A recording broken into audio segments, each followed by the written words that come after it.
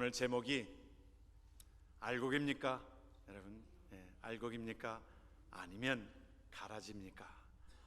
그 말씀입니다. 그 아놀드 토인비가 그 책에서 이러한 얘기를 하고 있어요. 그 영국의 런던에서 저 북쪽 해안에서 그곳에서 이 청어를 잡아서 이제 영국으로 수송하는 데에 그 고기를 싱싱하게 산 채로 이것이 오게 하는 것이 그 어부들에게 있어서는 관심이었습니다. 그래야 좀 값이 비싸게 싱싱한 고기를 팔 수 있기 때문에 그렇습니다. 근데 어느 한 어부는 계속 그것을 가지고 오는 가운데에서 그 고기가 상당하게 죽고 마는 겁니다. 그런데 어느 어부는 그곳에서 내려오는 동안에 전혀 죽지 않고 그 살아있는 청어를 이 영국 런던까지 운송해 오는 거예요. 그래서 그 어부에게 물어봤습니다. 그랬더니 비밀이라는 거예요. 비밀이라 가르쳐주지를 않는데 간청을 해가지고 그에게 그 모든 것들을 물어봤습니다. 어떻게 하면 그렇게 됩니까? 그에게 얘기하는 비결이 하나 있다는 거예요. 비결은 그 안에다가 메기를 집어넣는다는 거예요. 메기를 서너 마리를 집어넣는다는 거예요. 그러니까 그렇게 물었어요. 아니 그러면 메기가 그 고기를 살아있는 청어를 다 잡아먹지 않겠습니까? 그러니까 그렇지요. 몇 마리는 잡아먹힐 것입니다. 그런데 그 수백 마리 되는 그 청어가 다 싱싱하게 올 수 있는 그 방법들이 그 방법이라는 거예요. 그 불과 두세 마리는 그것이 잡혀먹고 말지만 그러나 다른 청어들은 다 그것을 서로 그 안에서 움직이고 하다 보니까 결국에는 살아있는 그러한 청어채로 이렇게 내려온다라고 하는 것을 얘기하고 있어요. 그래요. 우리의 삶 속에 때로는 하나님께서 우리에게 말씀을 주시는 그 마태복음 13장은 우리에게 천국에 대한 삶을 우리에게 말씀해 주고 있어요. 그래서 우리 마태복음 13장을 천국장이라 그래요. 천국장이 아니라 천국장이에요. 천국에 대한 말씀을 주신다. 그래서 천국에 대한 또 뭐 성경에 또 뭐 천국장이 있는가 뭐 말씀을 하시는데 천국에 대한 말씀들을 비유로 말씀하셨어요. 왜 그러냐면 좀 쉽게 주님께서 말씀해 주시는 비유로 말씀하신 거예요. 그래서 오늘 말씀 속에서도 그 말씀을 우리에게 주고 있습니다. 오늘 말씀 속에 보게 되어지면 그 가운데에 가라지 비유에서 말씀해 주고 있는 세상은 이것은 이 모든 것들 세상 속에 이제 가라지의 비유를 말씀해 주고 있는데 그 가운데에 가라지는 상당히 우리가 여러분들이 그 이스라엘 백성들에게 있어서 그들이 가라지의 비유를 말씀해 주고 있는 것은 밀과 거의 유사한 것입니다. 그래서 잘 구분이 될 수가 없어요. 우리가 좀 쉽게 설명을 하면 우리가 한국에서도 우리가 벼농사를 할 때 물론 이제 피와 그 벼농사는 약간은 좀 구분이 되어지지만은 그 이스라엘 백성들에게 밀과 함께 이 가라지를 뿌렸을 때 이것이 함께 자라게 되어지는데 구분이 안 되는 겁니다.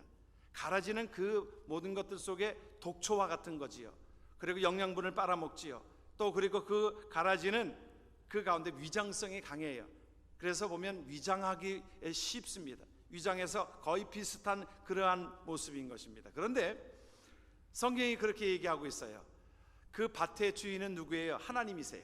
농부는 누구예요? 그 모든 것들을 그 종들은 우리와 같은 그 모든 것 가운데서 그렇게 말씀합니다. 뭐라고 말씀합니까?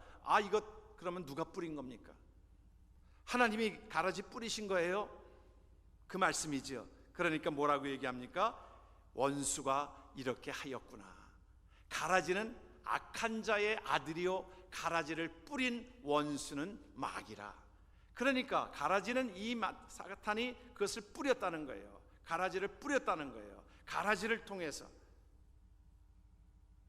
여러분 우리가 사탄 마귀 얘기할 때에 우리 지난 저번에도 말씀을 드렸습니다마는 또 천사 얘기할 때에 성령께서 우리에게 말씀해 주실 때에 성령께서 천사를 통해서 말씀하실 때에 사람에게 들어가서 사람을 통해서 말씀하십니다. 그렇지. 아브라함에게 있어서도 부지 중에 천사를 대접하다고 그랬잖아요. 그럼 사람을 대접한 것입니다. 천사를 부지 중에 대접하다가 사람들을 대접하는 그 가운데 있었던 것처럼 마귀도 어떻게 행동합니까? 사람에게 들어가 가지고 예수님의 12제자 중에 가룟 유다에게 들어가 가지고 결국은 가라지처럼 그 모습을 우리에게 보여주고 있는 것입니다. 우리가 때로는 보면 우리가 살아갈 때에 우리 앞에 놓여 있는 현실 가운데 교회 안에도 그러면 가라지가 있는가? 그래요, 가라지가 있어요. 때로는 위장하기도 하고, 그래서 결국에는 그 가라지로 인하여 우리가 힘들어하기도 하고, 또한 그 모든 것 어려운 시간들을 우리가 때로는 보여지게 되지 않습니까? 그런데 우리가 이 가라지가 없어지면 모든 것들이 되어질 것 같다고 생각이 되어지지만 그렇지 않아요. 우리를 괴롭히고 힘들게 하고 그 가라지가 없어지면 또 다른 가라지가 또 생기게 되어지고, 칼 막스가 이 공산주의 그 모든 혁명 가운데서 그렇게 얘기합니다. 부자들, 부르주아들, 이 백성들의 피를 빨아먹고 있는 자들이라고 생각이 되어지고, 부르주아들, 부자들을 다 죽이고 지주들을 다 죽이려고 했었습니다. 여러분 기억하시는 대로 구소련이 그 부자들, 그 착취자들, 그들을 그렇게 없애려고 하였지만은 결국에는 그것으로 인하여 더 가난한 자들은 더 가난하게 되어지고, 그렇게 되어진 것을 우리는 알게 되어집니다. 오늘 우리의 물음 속에 가라지는 무엇 때문에 그렇게 되어진 건가? 하나님의 관심은 여기에 있어요. 하나님의 관심은, 여러분, 하나님의 관심은 가라지에 있는 게 아니라 어디에 관심이 있어요? 알곡에게 있습니다. 알곡에게, 하나님의 관심은 알곡에게 담겨져 있다는 거예요. 뭐라고 말씀하셨습니까? 그 모든 것 가운데서 추수 때까지 가만두라고 그랬어요. 예수님은 추수 때까지 가만두어라, 가라지를 뽑다가 곡식까지 뽑을까 염려하노라. 알곡을 보호하시려는 하나님의 마음을 우리는 보게 합니다. 혹시라도 가라지를 뽑을까, 하나님 앞에서 가라지를 뽑다가 알곡까지 뽑을까 염려되어지기 때문에 주님께서는 그 가운데서 추수 때까지 그냥 둬라. 그렇게 되어지면 추수 때가 된다라고 하는 것은 무엇입니까? 세상 심판날이 오게 된다는 겁니다. 오늘 비유에서 우리에게 중요한 메시지를 우리에게 보여주고 있는 것은 세상 밭에 알곡과 가라지가 함께 존재하고 있는데 이제 추수 때가 분명히 옵니다. 추수 때가 분명히 오지요. 우리의 삶 속에 우리의 모든 심판의 날이 다가옵니다. 그럴 때에는 분명한 것은 갈라집니다. 알곡에는 열매가 맺혀지게 되어져요. 가라지는 열매가 없어요. 그곳에 이제 알곡은 천국 창고에, 가라지는 태워서 버린다라고 하는 것이 오늘 우리에게 주시는 하나님의 말씀입니다. 이분적으로 말씀하고 있어요. 이것이 알곡과 가라지로 구분되어집니다. 회색지대가 없어요. 하나님께서 찾으시는 알곡과 가라지로 구분되어진다는 거예요. 하나님의 아들들과 사탄의 자식으로 구분되어진다는 것입니다. 그것으로 구분되어지는 가운데 하나님께서는 우리에게 여전히 기다리고 계시는 것은 알곡을 기다리고 계시고, 알곡이 되기를 원하시고, 알곡의 삶에 주님의 마음이, 관심이 거기에 있다라고 하는 것입니다. 여러분, 교회 안에도 때로는 이 세상에서도 가라지가 있게 되어지는데, 사람들의 관심은 이 가라지를 뽑아내어주면 좋겠는데, 여러분, 농부들은 곡식을 정말 사랑합니다. 정말 사랑해야 하나이라도 버리지 않으려고. 그래서 때로는 비바람이 치고 홍수가 지고 그럴 때에도 보면 그 알곡을 보호하려고 애지중지합니다. 그렇지요. 하나님의 마음이 거기에 있는 거예요. 알곡을, 저와 여러분들이 알곡되기를 원하고, 알곡된 자들을 하나님께서는 보호하시고 천국 창고에 저와 여러분들을 거하게 하시는 줄을 믿습니다. 하나님의 마음이 담겨져 있는 거예요. 그래서 가라지가 있음으로 인해서 곡식이 더 소중하게 되어지는 것을 보게 되어집니다. 여러분들이 잘 알고 있는 이 진주라고 하는 것은 어떻게 탄생이 되어져요? 그 조개 속에 이물질이 하나 들어가요. 거기에 모래가 하나 들어가요. 얼마나 괴롭습니까? 힘듭니까? 그러니까 눈물을 흘리는 겁니다. 액을 뿜어내는 겁니다. 그러다가 보면 그것이, 그 모래 아래 그것이 쌓이고 쌓여지면서 긴 시간들 속에서 그것이, 모래가 이제 아름다운 진주로 탄생되어지는 것처럼 하나님께서 저와 여러분들을 때로는 단련시키시고, 그러므로 하나님께서 우리를 알곡되게 하시는 하나님의 은혜가 있게 되어지는 줄을 믿습니다. 많은 사람들이 그런다는 거예요. 죽을 때가 되어지면 껄껄껄 한다는 거예요. 내가 좀 베풀 걸, 좀 더 사랑할 걸, 좀 더 이해할 걸, 그러면서 그렇게 껄껄껄 하다가 세상을 떠난다는 겁니다. 목회자도 이 은퇴하시고 나서면 그 고백을 그렇게 합니다. 그때에 참 강하게 할 것이 아닌데, 잘라내고 갈라쓰고 그런 것이 아닌데 하는 후회함을 드린다는 것입니다. 여러분, 소금의 기능 가운데서 소금의 기능이 다양하게 있지요. 소금이 들어가면은 썩지 아니하고, 소금이 들어가면 맛을 내어주고, 그런 기능이 있잖아요. 그래서 우리를 하나님께서 세상에 소금이라고 말씀하셨잖아요. 그 가운데 소금의 또 한 가지 능력 가운데 복원력이 있다는 겁니다. 복원력이, 요즘에 우리 함께 빗자루를 가지고 뭐 조금 다 이렇게 한쪽으로 이렇게 쏠리게 되어지, 빗자루 한쪽만 쓸다 보면 이쪽이 이렇게 눕혀지잖아요. 뭐 그럴 때면 우리가 바꾸죠. 뭐 버리게 되어지니까. 그런데 요즘에는 사실은 우리가 다 뭐 전자제품도 고쳐 쓰지 않아요. 전자제품도 우리가 사면은 이제 너무 싸져 있으니까, 그러니까 고치는 값보다는 오히려 사는 게 더 빠르니까 아예 조금 고장 나면 다 버립니다. 그래서 이 고치는 분들이 그 짭이 많이 없어졌어요. 그런데 빗자루도 그래요. 빗자루도 이제 이것이 쓰러지면 우리는 버리게 되어지지만, 이것이 전에만 해도 이것을 소금물 속에다 담가 놓으면 소금 1에다가 그 물 10배를 해가지고 희석시켜가지고 그곳에 그것을 담가놨다가 한 30분 담가놨다가 이것을 말리면 이것이 원 위치로 바뀌어지게 된다는 거예요. 이것이 복원력이라는 겁니다. 하나님께서 우리와 저와 여러분들 속에 하나님께서 그렇게 말씀합니다. 우리에게 그 복원력을 위하여, 하나님 앞에 저와 여러분들이 그 사명을 감당하기 위하여 하나님께서 저와 여러분들을 알곡되게 하시고 그 사명을 감당케 하시는 줄을 믿으시길 바랍니다. 성경을 보게 되어지면 요셉에게 있어서는요, 그에게 고마운 사람이 누구겠어요? 고마운 사람이 사실은 형제들입니다. 형제들이 사실은 그들을 팔아버렸지요. 그런데 나중에 결과를 보게 되어지니까 그가 팔려가지 않았으면, 하나님 앞에 비전을 받고서 하나님 앞에 팔려가지 않았으면 그가 애굽 나라를 쉽게 공부할 수 있는 길들이 없었습니다. 팔아버렸지요. 그래서 어느 집으로 팔려갔어요? 보디발리 가정 시위대장입니다. 왕의 측근입니다. 왕을 경호하는 사람입니다. 그러니까 왕에 대한 모든 것들을 잘 알고 있는 집에서 사실은 학습을 받았던 겁니다. 그리고 나서 더 나은 학습을 받기 위해서 어디로 보냈어요? 그가 억울한 누명을 썼지만, 누명을 썼을 때만 해도 그랬을 거예요. 하나님, 왜 나 같은 자가 이렇게 힘들고 어려움을 겪습니까? 하나님의 비전을 받았을 뿐인데. 그런데 요셉은 그러지 않았어요. 옥중에 가서도 그는 성실하게 그 일들을 감당했을 때에 그 애굽 왕의, 바로 왕의 측근을 만나게 합니다. 어떻게 측근을 만날 수 있겠어요? 빵 굽는 자와 떡 맡은 자와 또한 술 맡은 관원을 만나게 해요. 그 왕의 가장 측근을 통해 가지고 아주 개별 교습을 받습니다. 꿈을 해명해 주고, 나중에는 그가 애굽 나라의 국무총리의 역할을 감당하게 되어지지 않아요? 그 민족을 구출해내는 귀한 자로 쓰임받게 되지 않아요? 그럴 때에 나중에 형들이 나중에 요셉을 알아보았습니다. 요셉이 자기네들을 그렇게 해하려고 했던 그 마음들로 인하여 오히려 그 형제들이 요셉에게 부들부들 떨고 있었을 때에 진심으로 그렇게 얘기했어요. 요셉에게 있어서는, 형들 두려워하지 마세요. 하나님이 나를 먼저 보내셨습니다.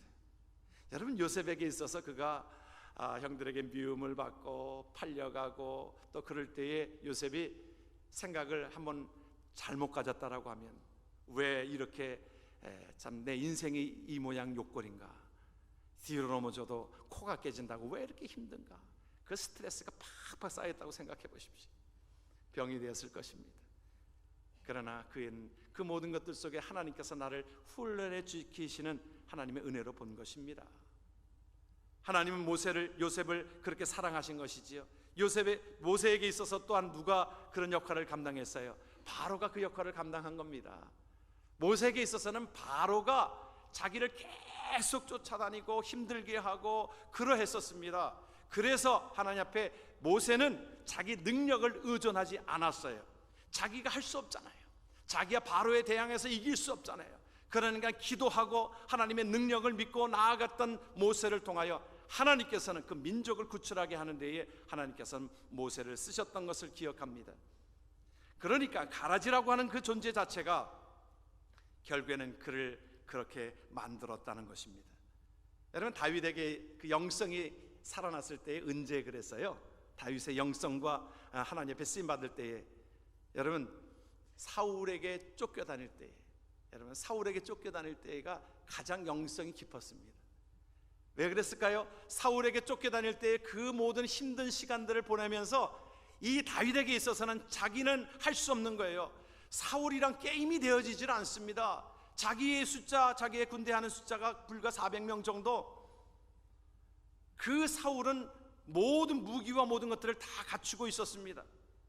다윗은 게임이 되지 않아요. 그럴 때에 다윗은 누구를 의존했어요? 하나님을 의존합니다. 하나님은 나의 방패시요 나의 요새시요. 그래서 하나님 앞에 다윗은 그가 어려울 지경에 그의 삶이 어떻게 되어졌어요? 어려울 지경마다 하나님 앞에 여호와께 묻자와 거로되 하나님 올라갈까요? 하나님께서 허락하시면 그 모든 것들을 이기게 하실 줄을 믿고 나아갔을 때에 다윗에게 있어서는 그때에 하나님의 은혜를 경험하게 되어지고, 여러분 다윗이 제일 위험했을 때가 언제입니까? 위험했을 때는 왕이 되어가지고 왕이 되었을 때에 왕의 이제 자기가 모든 것들이 평안해집니다. 전쟁터에 나가지 않아도 돼요. 그러니까 그때의 영성이 무너지게 되어지면서 편안하다 편안하다 그렇게 하면서, 그럴 때에 누가 그를 흔듭니까? 사탄이 그를 흔들고 음란의 마귀가 들어가서 결국에는 그가 그곳으로 인하여 얼마나 고통스러운 삶을 살아갔습니까? 그때의 말씀을 보게 되어지면 영성이 없었어요. 그때의 그 말씀을 보게 되어지면 다윗에게 있어서는 여호와께 묻자와 가로대가 없었어요.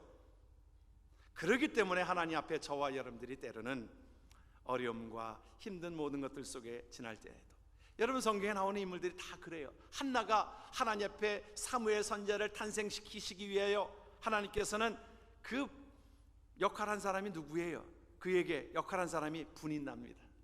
계속 충동질시키고, 그 얼마나 못되게 그랬습니까? 분인나의 역할은 못되게 하는 역할이에요. 가라지의 역할이에요. 그런데 한나는 그 가운데서 하나님 앞에 무릎 꿇었습니다. 그러므로 하나님께서 사무엘 선지자는 그 시대에 정말 뛰어난 하나님의 사람 사무엘을 하나님께서 한나에게 허락하신 것입니다. 저와 여러분의 삶 속에 때로는 우리가 힘든 여러 가지 일들이 있을 수 있습니다. 하나님께서는 우리를 보호하시려는 하나님의 은혜가 있는 줄을 믿습니다. 우리가 지금 요새 북한 참 보면 아주 악랄하게 악하게 그렇게 계속하고 있잖아요. 언제부터 그랬어요? 지금뿐만이 아닙니다. 1950년도부터 그때부터 지금까지도 계속 그 역할을 하고 있는 겁니다. 그런데 보는 시각이 또 다를 수 있겠지만 한국이 그래도 보면 한국 남한 땅과 북한 땅을 비교해 볼 때에 완전히 세계 속에서 극과 극의 나라입니다. 한국은 잘 사는 나라에 그냥 먹는 것들을 너무 풍부하게 먹고 다 너무너무 풍부하게 먹어가지고 참 살이 너무너무 출렁출렁거리는 그 모습이 TV에 나오고, 북한 사람들은 다 못 먹어서 어렵게 되어지는 그 모든 지경들을 보게 되어지는데, 북한 그 정권 잡은 자들이 한 역할들이 있어요. 계속적으로 남침하려고 한다고 하는 위협을 하고 그러는 가운데 우리가 긴장하는 겁니다. 긴장하고 기도하게 되어지고 크리스찬들이 기도하게 되어지고, 그래서 마치 청어가 그냥 축 늘어져 있는 그런 청어가 아니라 싱싱한 청어로 바뀌어지게 되어지는 것처럼, 우리 한민족들이 그런 면에 있어서 보면 그 일로 인해서 한국이 하나님 앞에 기도하고 준비하고 긴장하고 그렇게 살았던 것을 우리는 기억하게 되어집니다. 그래서 외세 침략이 맞는 그 민족들이 다 잘 살게 되어집니다. 그것에 준비하고 기도하고 하나님 앞에 나아갔던 것을 우리는 기억하게 되어지면서 하나님께서 그것은 다스릴 일입니다. 북한 그렇게 참 못되게 하고 그렇게 억압하고 세계를 향해서 그냥 테러하려고 그렇게 하는 그 집단은 결국에는 가라지는 어떻게 되어 심판나라에 되어지면 그것은 천국 곳간에 들이지를 않습니다. 창고에 들이지를 않습니다. 그것은 이제 다 태워버리게 되어져 있기 때문에 그 모든 것들을 하나님 앞에 우리가 맡기고, 우리는 그럴 때일수록에 우리가 더욱더 기도하고 하나님 앞에 준비되어지고 긴장하고 하나님 앞에 그 사명을 감당하며 살아가야 되는 줄을 믿습니다. 여러분, 우리가 그러면 알곡 신자는 어떤 신자일까요? 알곡 신자는 무엇일까요? 알곡 신자는요, 항상 구원의 확신을 가지고 순간순간 살아가는 자가 알곡 신자인 줄 믿으시기를 바랍니다. 여러분, 구원의 확신을 가지고 살아가는 자들이에요. 여러분, 저와 여러분들이 하나님 앞에 그렇게 고백한 것처럼 여러분, 저와 여러분들이 알곡인 줄 믿으시길 바랍니다. 여러분, 그 알곡이라고 하는 것은 내가 구원받은 백성들이에요. 천국 창고에 들어가게 되어지는 그 백성들이에요. 여러분, 저와 여러분들이 하나님 앞에 모든 세상 심판날에 천국 곳간에 들어갈 줄 믿으시길 바랍니다. 여러분, 그것이 우리에게 날마다 확인되어지는 일이에요.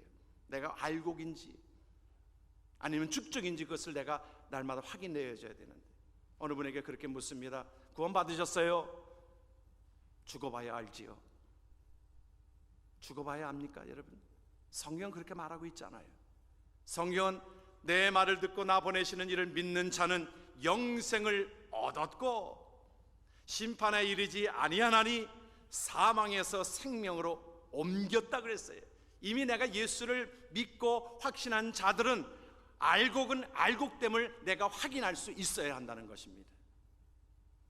미국의 34대 대통령을 지냈던 아이자네워 대통령이 정말 우리 역사의 전설적인 인물이지요. 제2차 세계대전 때의 총사령관으로서 그 모든 전쟁을 지휘하고 승리케 하였던 그 자, 그래서 그를 나중에 대통령으로 추대하였고 그 가운데서 대통령의 역할도 충실하게 감당하였던 그 자가 이제 마지막으로 생명이 다하여서 그 모든 것들을 마칠 때에 그때에 빌리 그레이엄 목사님이 그를 방문하였습니다. 약 30분간의 면회 시간이 주어졌을 때에 그에게 그 빌리 그레이엄 목사님과 함께 대화를 나누는 가운데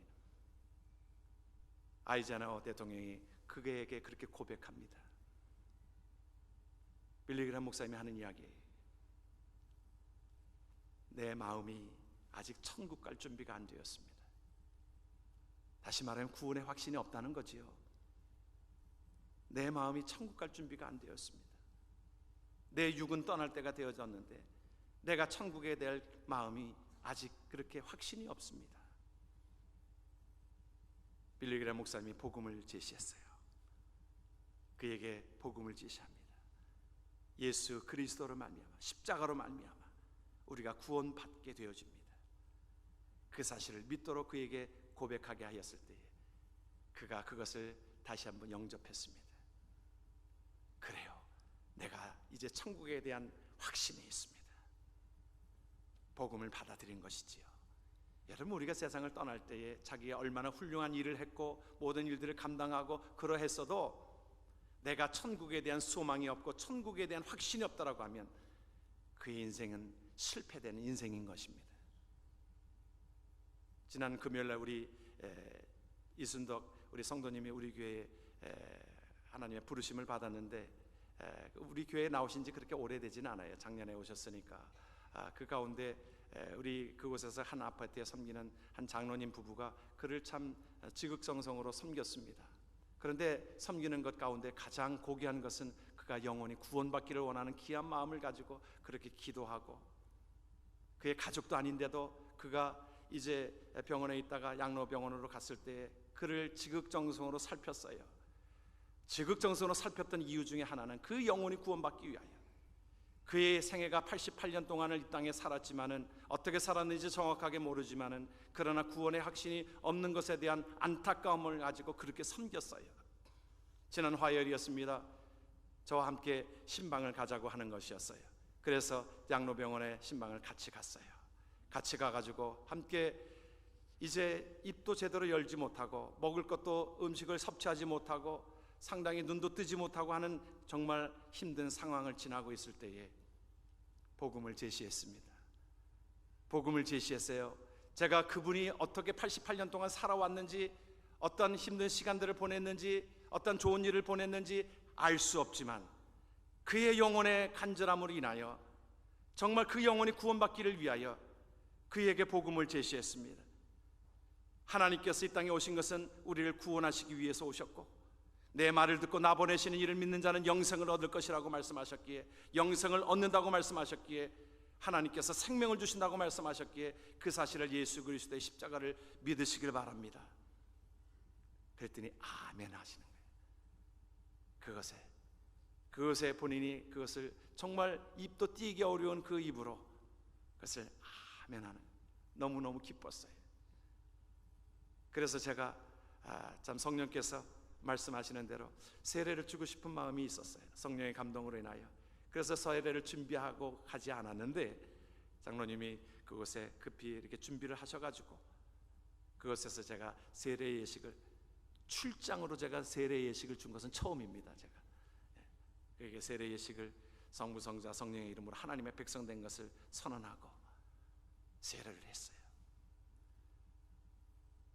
여러분, 우리의 생애 가운데서 그의 생애가 어떻게 살아왔는지 우리가 잘 모를 수 있지만, 그러나 우리가 확언하건대 우리가 수고하고 슬픔뿐인 인생이었다라고 하는 것은 성경이 말하고 있고 우리의 삶 속에 지나보면 다 그런 고생한 세대입니다.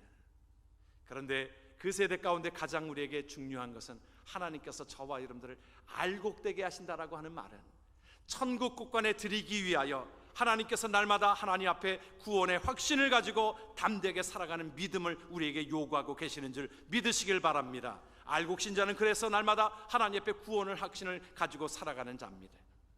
또한 알곡신자는 무엇입니까? 어떠한 것에도 알곡신앙은 한결같은 믿음, 한결같은 신앙인 것입니다. 내가 하나님 앞에 알곡이면 영원한 알곡인 거예요.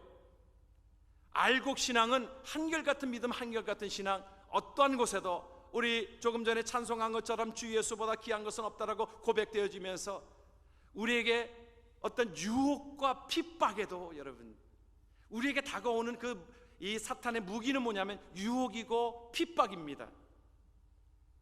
오히려 이 시대는 우리에게 더 다가오는 것은 핍박보다는 유혹적인 것이 더 많을 수 있을 것입니다. 그 가운데서도 내가 믿음 잃지 아니하고, 우리가 때로는 안타까운 모습을 보면 이민사회에 처음 와가지고 어려울 때에 하나님 앞에 기도하고 준비하고 하나님 앞에 그렇게 간곡하게 하나님 앞에 나아갔던 그 자가 좀 경제적으로 좀 나아지고 모든 것들이 바빠지고 사업이 바빠지고 그러면서 하나님 앞에 주의를 섬기는 것들을 이것을 잘라먹고 결국엔 그러다가 신앙을 잃어버리는 경우들이 얼마나 많이 있는지. 그러나 알곡은 한결같은 믿음, 한결같은 신앙인 것입니다. 참 부러운 신앙 가운데 우리가 기억하시는 대로 다니엘과 그 세 친구의 믿음을 기억합니다. 소년 때에 그들은 비록 하나의 볼모로 잡혀갔던 그 소년들이었지만 다니엘의 세 친구, 그가 사드락, 메삭, 아벳느고 그 친구들이 정말 하나님을 신실하게 믿는 믿음 가운데 그들에게 핍박을 가하고 그럴 때라도 왕의 신상 앞에 절하지 않는 것으로 인하여 극렬히 타는 풀물 속에 집어넣는다라고 위협하고, 아니 직접적으로 그들을 풀물 속에 그들을 집어넣었을지라도 그들이 그 앞에서 고백되어지는 것이 우리는 하나님의 백성입니다. 그러기에 하나님께서 우리를 이곳에서 건져내시겠지만, 그러나 하나님께서 그리하지 아니하실지라도 내 알곡신앙은 내가 변치 않고 하나님 앞에 내가 죽음으로 나아가겠습니다. 그 고백이, 다니엘은 그 사자굴에 그를 갇혀놓게 하셨어도 하나님 앞에 뜻을 정하였다라고 하는 다니엘서 1장에 있는 말씀처럼 하나님 앞에 알곡신앙은 하나님을 예배하고 하나님을 신실하게 나아가는 그 믿음은 변치 않고 나아가는 것이, 이것이 알곡신앙의 주된 것이라 믿습니다. 그러기에 어떤 것에도 우리가 알곡신앙을 변질되어지는 신앙이 아니라 하나님 앞에 굳건하게 믿음으로 나아가는 복된 자 되기를 주의 이름으로 축원합니다. 우리가 이제 옛날만 해도 벼 농사를 마치고 나서 이제 요즘에 우리가 쌀을 쉽게 20파운드짜리 사다가 그냥 금세 북 뜯어서 씻기만 해서 밥을 하지만, 옛날만 해도 가마떼기에다가 그 쌀을 한 가마씩 겨울 되면 월동 준비하지 않았어요. 그럴 때 쌀을 가지고 그냥 바로 씻어서 먹지를 못했습니다. 그래서 보면 키즈를 했어요. 키즈를 했는데 참 옛날에 그 키즈를 잘하는 사람들 보면 참 기가 막힙니다. 키질이 그 곡식이 하늘도 떨어지지 않고 쫙 올라갔다가 쫙 내려오는데요, 알곡은 안으로 쫙 들어와요. 키질을 잘 못하는 사람은요 그거 다 흩어버립니다. 그런데 잘하는 사람은 그 밑에서부터 그 키질하면 쫙 올라갔다가 탁 내려오고 건물은 탁 흩어져요. 예술이에요, 예술. 우리 한국 사람들은 그 예술적인 감각이 대단합니다. 그 그 뭐예요? 그 다디미치를 하는 것들을 보면 이 박자가 얼마나 잘 맞는지 몰라요. 이중창도 해요. 며느리와 시어머니가 둘이서 탁 하면 장단을 탁탁탁 하면서 탁 치기 시작하면 양쪽에서 탁 치는데 박자가 얼마나 잘 맞는지 몰라요. 우리 한국 사람들이 참 손재주가 보통이 아닙니다. 그렇죠? 한국 사람들 그래서 보면 여기 그 LPG에서도 한국 사람들이 아주 동무대가 되어져요. 손재주가 얼마나 많은지 모르고. 그렇잖아요. 젓갈질 새 젓갈로 그 콩알을 짚고 여러분 멸우치를 짚고 하는 민족이 우리 한국 사람밖에 없습니다. 그 미끈미끈한 그 예를 들어서 옛날에 그 생선찌개 내오면 그 미끈미끈한 그 눈가를 이 젓가락으로 패내가지고 먹는 민족이 한국 사람밖에 없어요. 참 놀랍습니다. 그 미끈미끈해요. 그 눈알이 얼마나 미끈미끈합니까? 그거를 뽑아 먹는 민족이 한국 민족밖에 없습니다. 그런데 퀴즈를 보면 쫙쫙 올라갔다 내려오는데요. 여러분 우리가 알곡이라고 생각해 보십시오. 꽤 아플 거예요. 힘들 거예요. 그러나 그 가운데 이 퀴즈를 하는 것은 알곡을 찾기 위한 방편인 것 아닙니까? 가라지를 쫓아내기 위한 방편 아닙니까? 그러면서 알곡은 그럴 때마다 아픔이 있어서 안으로 가까이 옵니다. 우리가 때로는 핍박과 환난이 있어도 알곡은 안으로 들어옵니다. 변치 않는 거예요. 하나님의 귀한 은혜 가운데 저와 여러분들이 알곡이 된 자들은, 하나님의 구원함을 받은 자들은 그 모든 것들이 이제 바깥으로 나가지 아니하고 건물이 되어서 가라지로 나가지 아니하고 주 안으로 가까이 오게 되어지는 줄을 믿습니다. 날마다 주의 은혜 가운데 가까이 오게 되어지고 날마다 구원의 확신을 가지고 믿음으로 살아가는 알곡된 신자가 되기를 주의 이름으로 축원합니다. 기도합니다.